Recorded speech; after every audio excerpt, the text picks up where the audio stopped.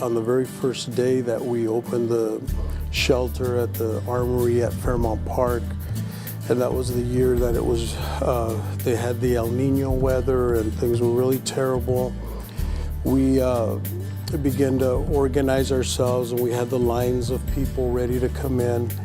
And at the very head of the line was a little old lady, and she was, had her gray hair, and she's coming in, and you could tell she's been living at the river bottom already for a while.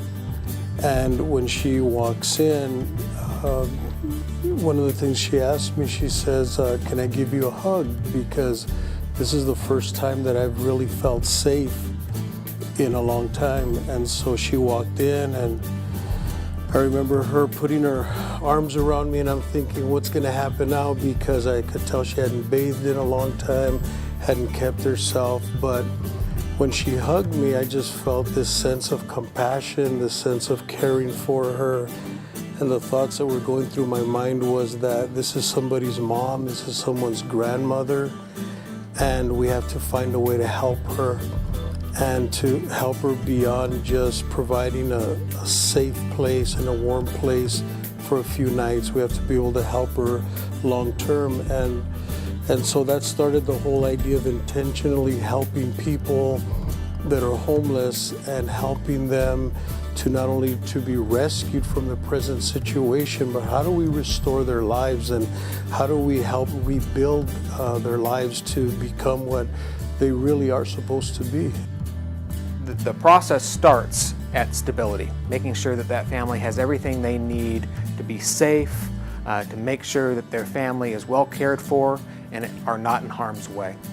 The second step of that process is what we call supported sufficiency, and that's the process of helping families identify where it is that they want to go and identify what assets that they're working with, the strengths within their own family, their own passions, their own abilities, their own sets of experiences and skill sets that they're going to use to move forward.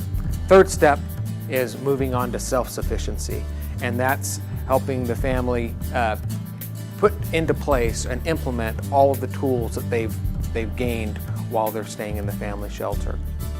When you go into a Path of Life shelter, you're going to find a lot of people you don't expect to find. You're going to find moms and dads that are struggling to get back on their feet because they've fallen on hard times. You're going to find some of the cutest kids you've ever seen that dream about going to college. These are the people that we serve. I like it how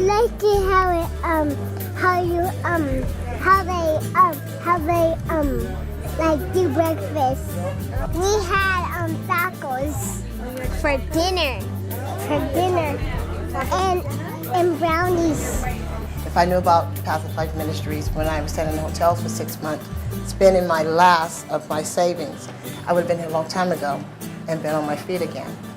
I want to go to Princeton University, so I'm working really hard at school. That way I can get a scholarship to go there.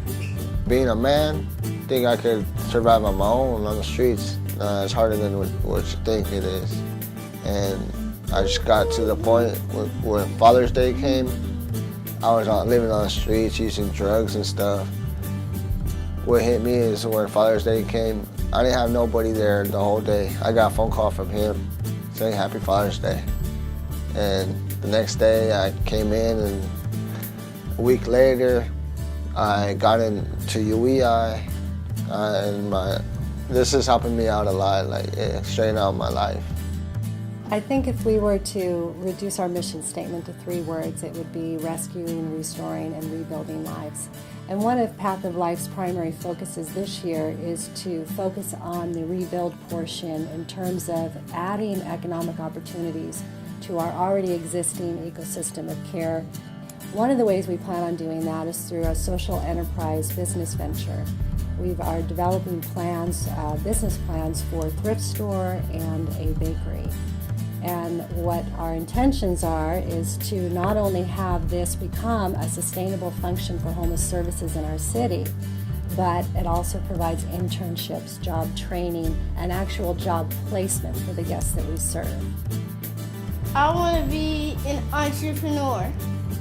I want to have all types of businesses, but my first one would be a restaurant but I'm gonna be somewhere in this age, working with my dad and my sister, my mom and my uncle, and then once I get older, probably when I get to high school or college, I'll take classes with business in it, the different types like fashion, cooking, and stuff.